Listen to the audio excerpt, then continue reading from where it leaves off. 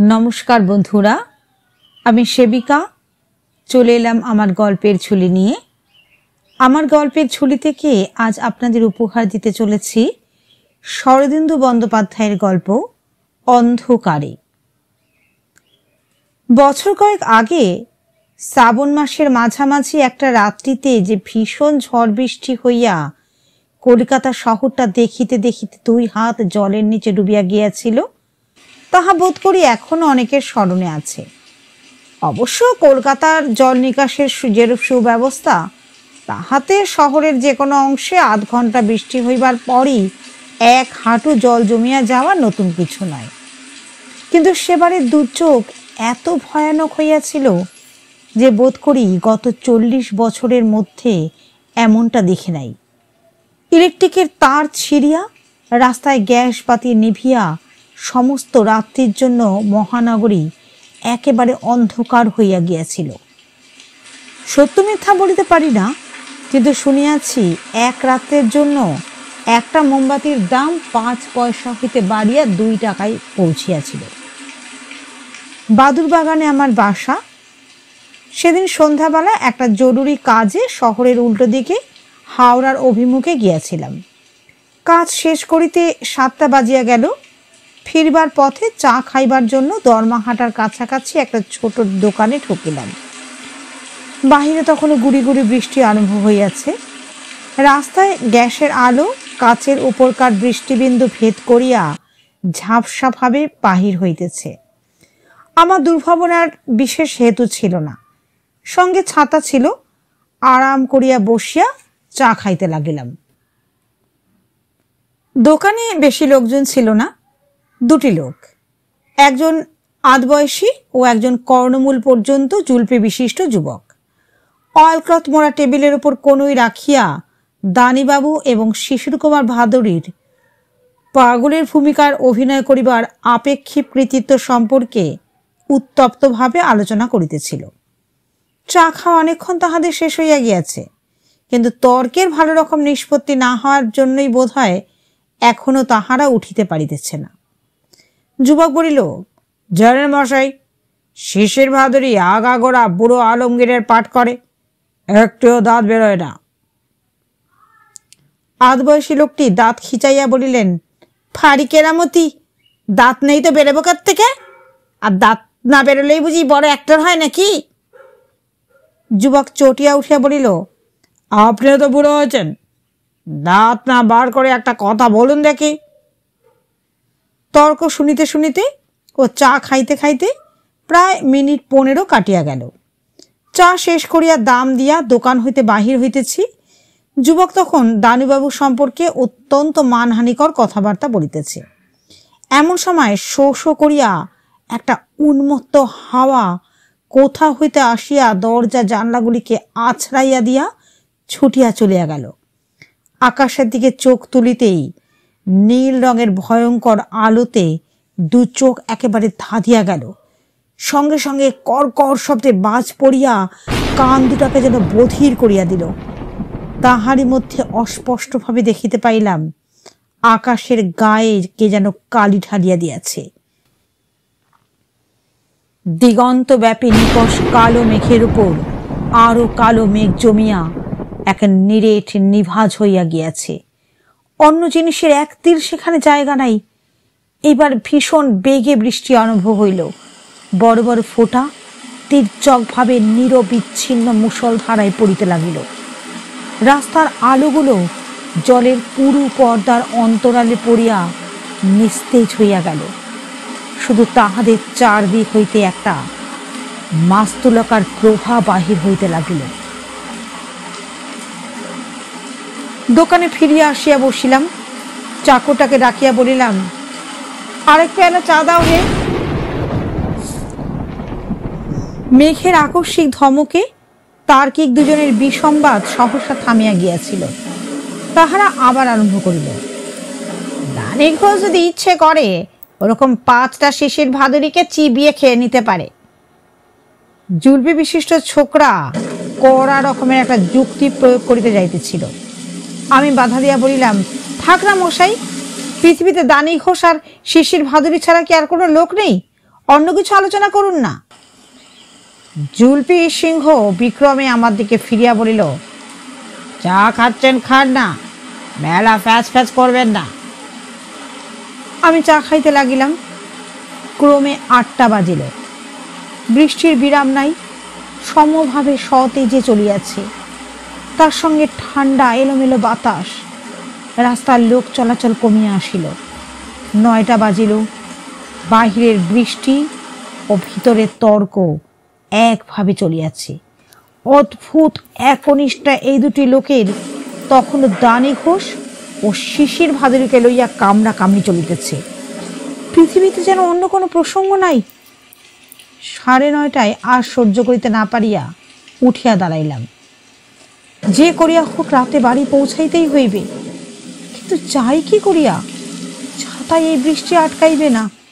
5 মিনিটের মধ্যে ভিজিয়া কাদা হইয়া যাইব। একে আমার সর্দির ধাত, তখন নিউমোনিয়া ঠেকাইবে কে? এই সময় বৃষ্টি আরও চাপিয়া আসিল। হঠাৎ হাওয়ার বেগ যেন বাড়িয়া গেল। একবার বাহিরের দিকে উকি ঝুঁকি মারিয়া আবার ফিরিয়া আসিয়া বসিলাম। দোকানের চাকরটা নিষ্পন্দভাবে নিবন্ত উনানের পাশে উভু হইয়া দেওয়ালে ঠেস দিয়া বসিয়া আছে। মাথার উপর ধোঁয়ায় মলিন ইলেকট্রিক বাতিটা পীত বর্ণের আলো বিকীর্ণ করিতেছে। বাহিরে আশেপাশে দোকানপাট সব বন্ধ হইয়া গিয়াছে। মোটরের হর্ন ও ট্রামের ঢং ঢং আর শোনা যাইতেছে না। যুবক বলিল, শেষের ভাদরে। এই সময় হঠাৎ আলো নিভিয়া গেল। কিছুক্ষণ সব নিস্তব্ধ। দোকানের চাকর ভাঙা গলায় বলিল, তার ছিঁড়ে গেছে, আজ রাতে আর মেরামত হবে না। দেশলাই দেবেন বাবু, ল্যাম্পটা জ্বালি। অন্ধকারে হাতাইয়া দেশলাই দিলাম। ল্যাম্পও জ্বলিল। মিটমিটে আলো ও দুর্গন্ধ ধোঁয়ায় ঘর ভরিয়া উঠিল। প্রৌঢ় ভদ্রলোক এতক্ষণে অন্য কথা কহিলেন।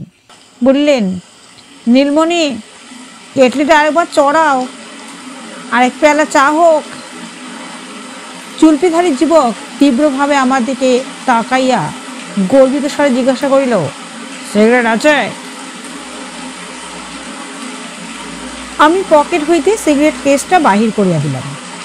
গোটা কয়েক সিগারেট বাহির করিয়া লইয়া যুবক কেসটা তাচ্ছিল্যভাবে আমায় ফেলিয়া দিল। তারপর এমনভাবে আমার দিকে পিছু করিয়া বসিল যেন আমার বাঁচিয়া থাকিবার সমস্ত প্রয়োজন শেষ হইয়া গিয়াছে।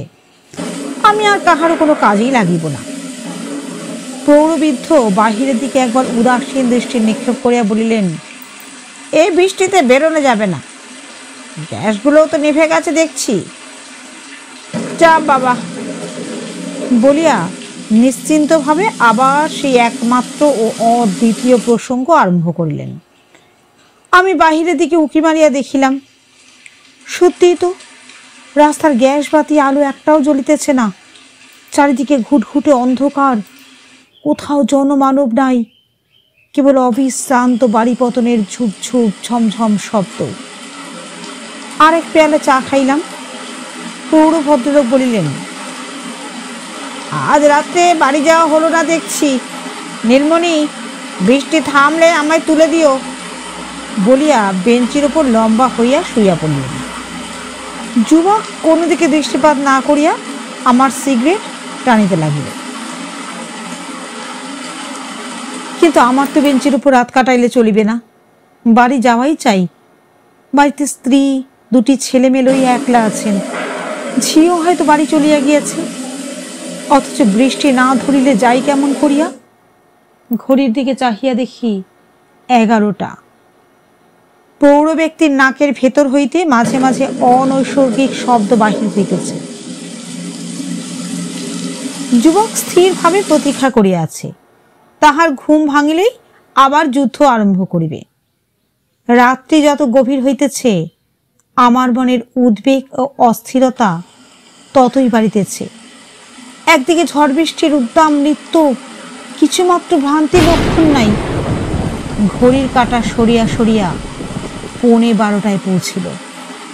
নীলমণির ল্যাম্পর জ্যোতি নিষ্প্রভ হইয়া আসিল।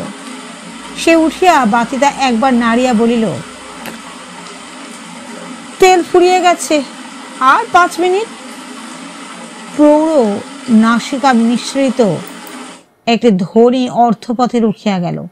তিনি উঠিয়া বসিয়া বলিলেন, হ্যাঁ, থেমেছে? নীলমণি বলিল, না বাবু, আলোটা নিভে যাচ্ছে।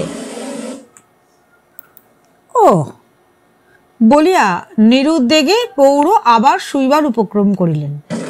শিকার ফসকায় দেখিয়া যুবক বলিল, আমি তখন বলছিলাম শেষের।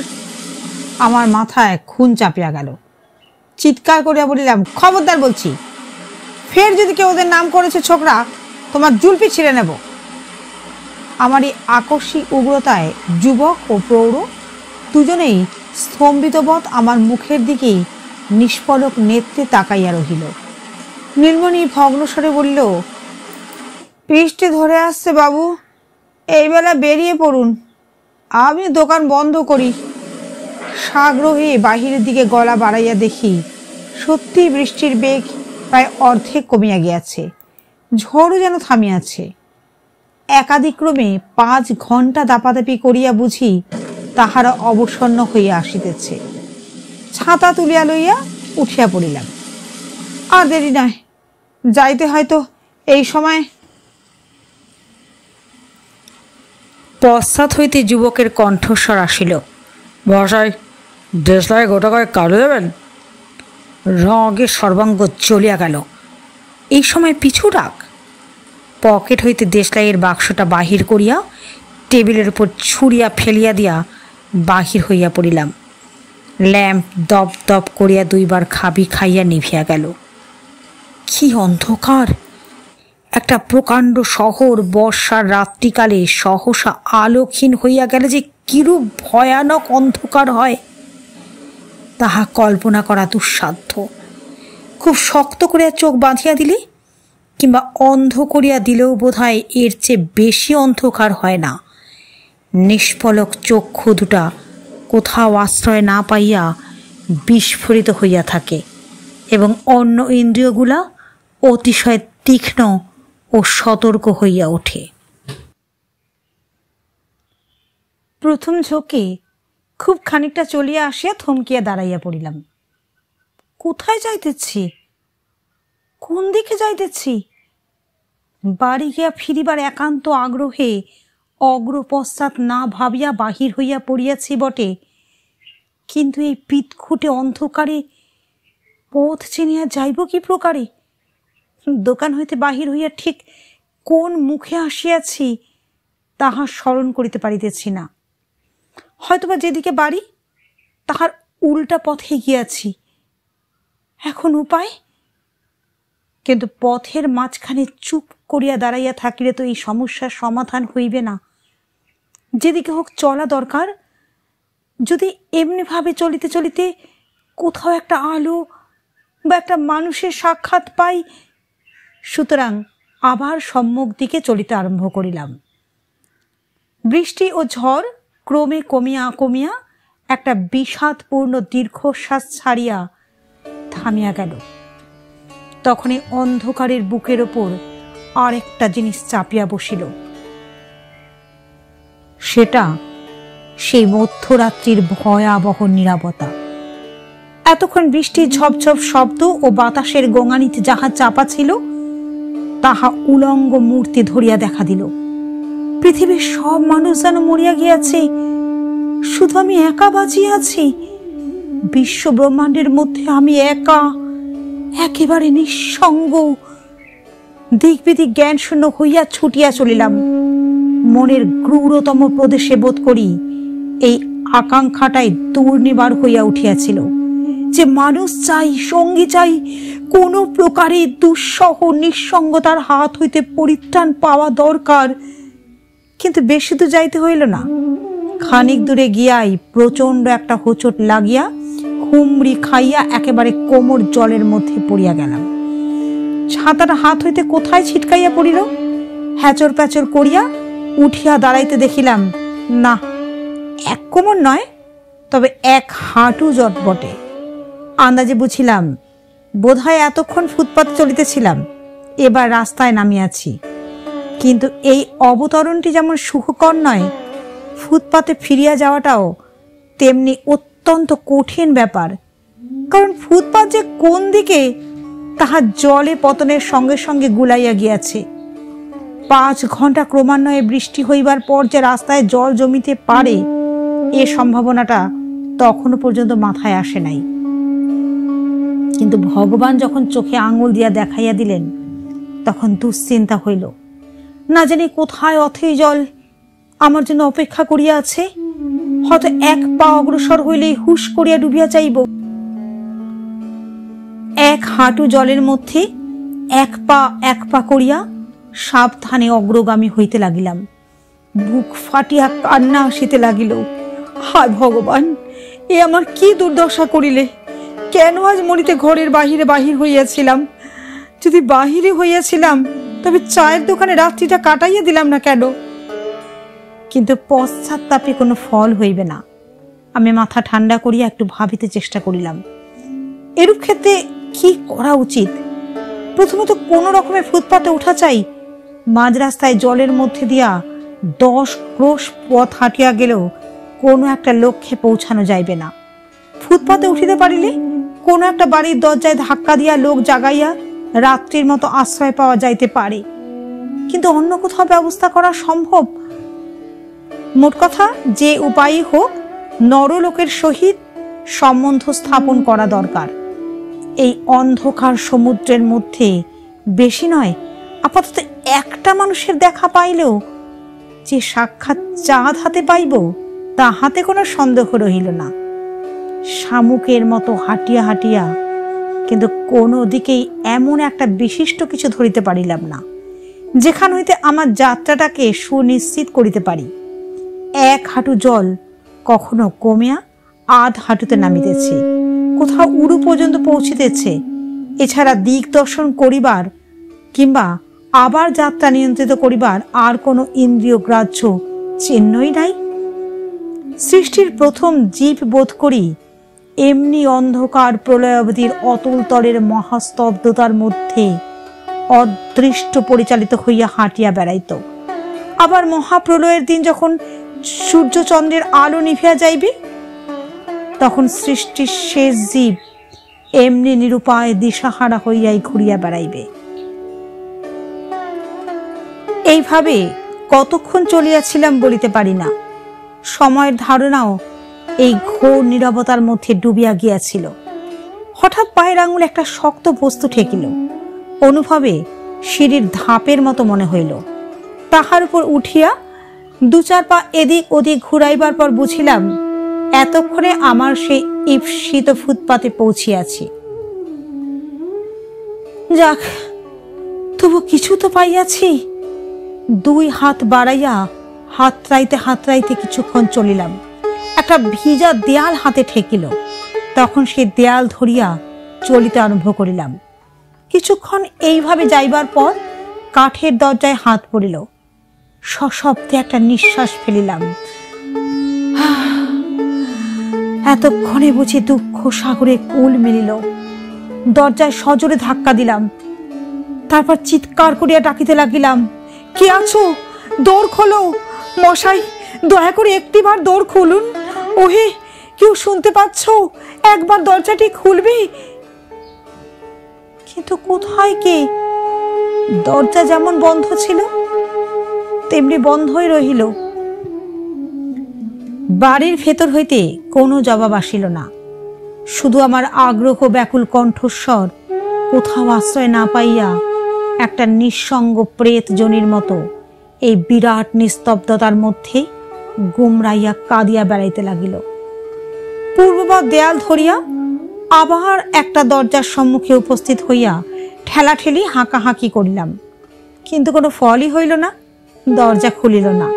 এমনকি দরজার অন্তরালে কোথাও যে লোক আছে তাহার চিহ্ন পর্যন্ত পাওয়া গেল না। আবার 2-3টা দরজা এমনভাবে চেষ্টা করিলাম, কিন্তু যথা পূর্বং তথা পরং, ফলের কোনো তারতম্য হইল না। শরীর অবসন্ন হইয়া আসিল, মনও উদ্ভ্রান্ত উদাসীন হইয়া গেল। যদি কলিকাতার সবাই মরিয়া গিয়া থাকে, তবে আমার বাঁচিয়া থাকিয়াই বা কি লাভ? এখন কোথাও একটু শুইবার জায়গা পাইলে আর কিছুরই দরকার নাই। জলের মধ্যে হাঁটিয়া হাঁটিয়া পা দুটা যেন ভাঙিয়া পড়িতেছে। যদি মরিতেই হয় তবে কোন একটা শুষ্ক স্থানে হাত পা ছড়াইয়া শুইয়া মরিতে পারিলেই ভালো। কিন্তু পা ছড়াইয়া শুইবার মতো স্থান এই প্রলয় প্লাবিত কলকাতা শহরটার মধ্যে কোথায় পাওয়া যায়? ফুটপাতের ওপরেও তো প্রায় 1 ফুট জল। যা হোক, এইভাবে হাল ছাড়িয়া দিলে চলিবে না। মন যতই অবসাদে ডুবিয়া যাইতে চাহিল, ততই তাহাকে জোর করিয়া চাঙ্গা করিয়া তুলিতে লাগিলাম। একটা কিছু সুরাহা হইবেই। এমন কখনো হইতে পারে না যে কোনো বাড়ির লোক সাড়া দিবে না।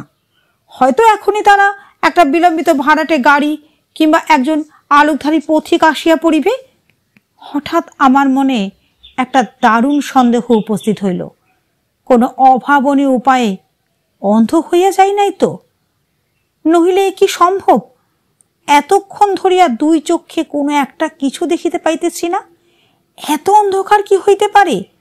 হয়তো সেই যখন জলে পড়িয়া গিয়েছিলাম 2 চক্ষু সজোরে কচলাইতে আরম্ভ করিলাম, কিন্তু চক্ষুর দুর্ভেদ্য তিমির দূর হইল না। হঠাৎ মনে হইল দেশলাই জ্বালিয়া দেখি না কেন। 2 পকেট খুঁজিলাম, দেশলাই নাই। দেশলাই যে জুলপিকে দিয়া আসিয়াছি তাহা তখন কিছুতেই মনে করিতে পারিলাম না। যেন পাগলের মতো হইয়া গেলাম। অন্ধ হইয়া গিয়াছে কিনা এ সন্দেহটা তখন যেমন করিয়া হোক ভঞ্জন করিতেই হইবে। মুহূর্ত বিলম্ব সহে না। আর একটা দরজার সম্মুখে গিয়া 2 হাতে তক্তার উপর চাপড়াইতে লাগিলাম। ও মশাই, কে আছেন? একবার দরজাটা খুলুন না, ও মশাই। পিছন হইতে শান্ত স্বরে কে বলিল, মিছে চেঁচামেচি করছেন? এখানে কি লোক আছে যে উত্তর দেবে? এগুলো সব দোকান। আমি যেন আতকাইয়া উঠিলাম। হ্যাঁ, কে কে কে?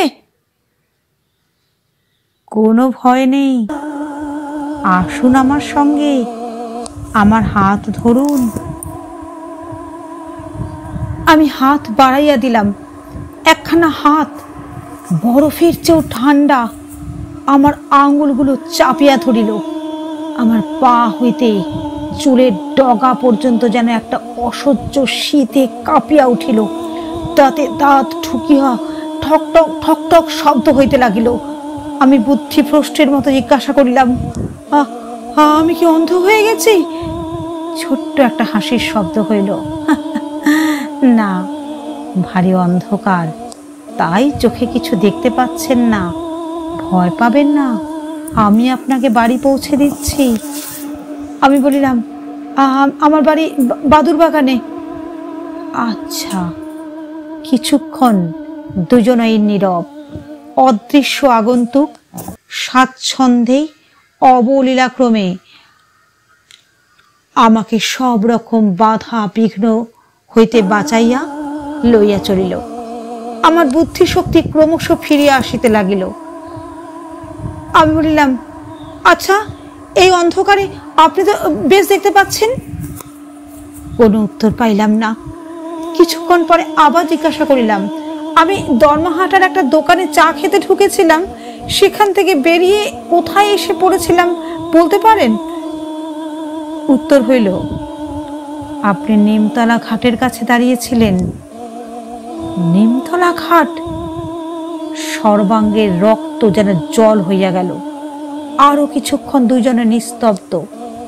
হঠাৎ জিজ্ঞাসা করিলাম, আপনি কে? আপনার নাম কি? আমার নাম শুনে আপনার লাভ নেই। এদিক দিয়ে আসুন, ওখানে একটা ম্যানহোল খোলা আছে। জলের শব্দ শুনতে পাচ্ছেন না? ওর মধ্যে গিয়ে যদি পড়েন তাহলে আর। সভয়ে সরিয়া আসিলাম। অল্পক্ষণ পরে আমার দিব্য চক্ষুষ্মান পথ প্রদর্শক বলিল, অনেকটা ঘুরে যেতে হবে। শহরের মাঝখানে ঠনঠনে কালীবাড়ি ঘিরে প্রায় 1.5 মানুষ জল জমেছে। আপনি সে পথ দিয়ে যেতে পারবেন না। আমি নিঃশব্দে পথ চলিলাম।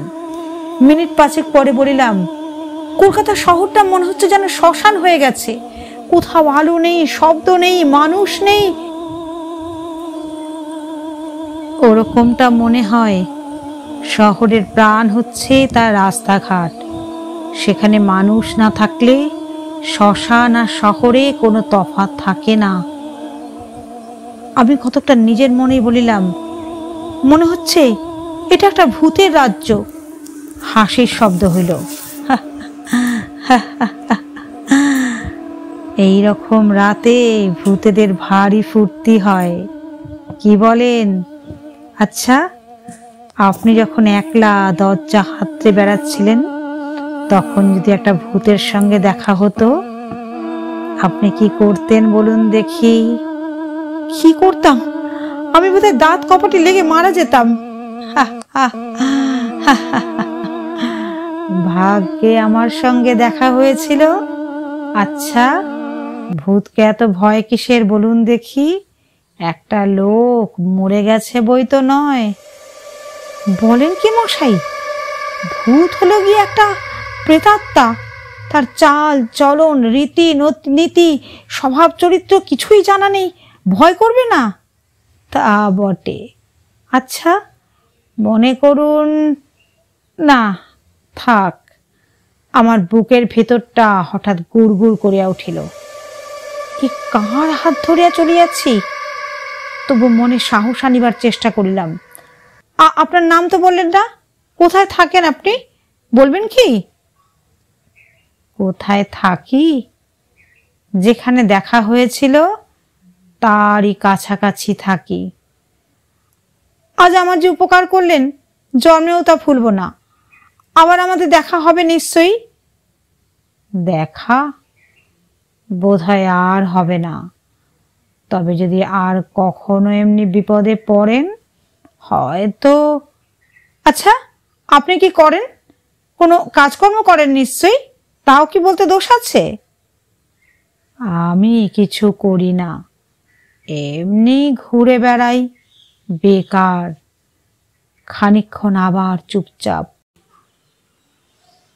আপনার স্ত্রী, ছেলে মেয়ে সব ভালো আছে, কোনো ভাবনা নেই। আমি চমকাইয়া উঠিলাম। আপনি আমার মনের কথা জানলেন কি করে? আবার হাসির শব্দ হইল।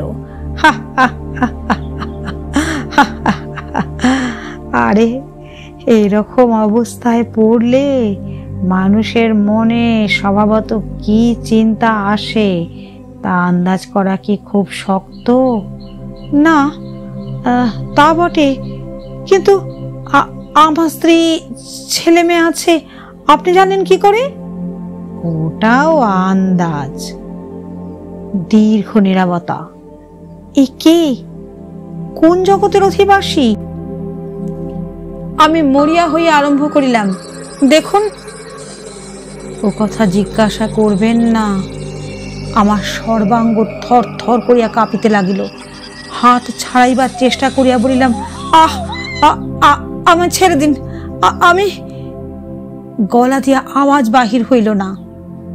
ভয় পাবেন না। এতক্ষণ যখন এসেছেন, তখন আরো খানিকটা আসুন। আপনার বাড়ি প্রায় এসে পড়েছে। পায়ে পায়ে জড়াইয়া যাইতে লাগিল। গলা এমন ভাবে বুঝিয়া গেল যেন শত চেষ্টা করিয়াও একটা কথা পর্যন্ত বলিতে পারিব না। বরফের মতো হাতখানা আমাকে টানিয়া লইয়া চলিল। সহসা শেষ রাত্রে ঠান্ডা বাতাস গায়ে লাগিল। সে দাঁড়াইল, আমার হাত ছাড়িয়া দিল। এইবার আপনি একলাই যেতে পারবেন। এখান থেকে গুনে 100 পা এগিয়ে যান। গিয়ে ডান দিকে ফিরলে সামনেই পাবেন সেই আপনার বাড়ি। ভোর হয়ে আসছে, এবার আমাকে যেতে হবে। আমি অর্ধমূর্ছিতের মতো নির্বাক হইয়া দাঁড়াইয়া রহিলাম। পুনরায় সে হাসির শব্দ উঠিল, কিন্তু এবার যেন শব্দটা বড় ব্যথাপূর্ণ। সে বলিল, আপনি বড় ভয় পেয়েছেন? আচ্ছা, চললাম তবে। এই নিন আপনার ছাতা, জলের মধ্যে ফেলে দিয়েছিলেন, ভোর হতে আর দেরি নেই। আচ্ছা, বিদায় বিদায়। শেষ কথাটা যেন গভীর দীর্ঘশ্বাসের মতো মিলাইয়া গেল। আমি আমার সমস্ত শক্তি একত্র করিয়া জিজ্ঞাসা করিলাম, আছেন কি? উত্তর আসিল না। মুখ তুলিয়া দেখিলাম অতি দূরে পূর্ব আকাশের পুঞ্জিত মেঘ ভেদ করিয়া অল্প একটুখানি ফ্যাকাশে আলো দেখা দিয়াছে। Please like, comment, share and subscribe to my channel.